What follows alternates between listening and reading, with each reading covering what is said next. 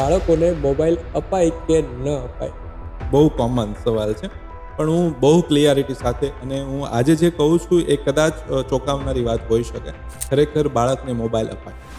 તમે બહુ સંવેદનશીલ સ્ટેટમેન્ટ આપી રહ્યા છો. એટલે આ કદાચ કોમ્પ્લિકેશન ક્રિએટ થાય, પણ રિયલ છે કે આપવું જોઈએ.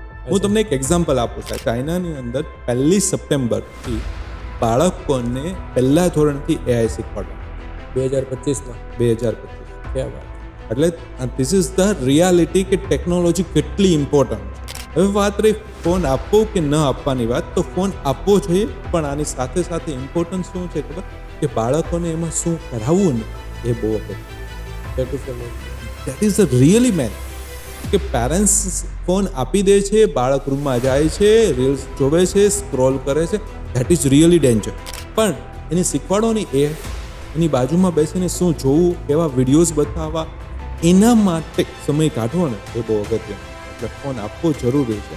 અને હા, આખો દિવસ ફોન આપવો ને એ ફરીથી યોગ્ય નહીં. ફોનની લિમિટેશન કે ભાઈ 15 મિનિટ, 20 મિનિટ યા મેક્સિમમ 30 મિનિટ આ ઇનફ. પણ એમાં શું જોવાનું છે, શું આઉટકમ્સ લેવાનું છે, એ પર્પઝથી ફોન આપવો.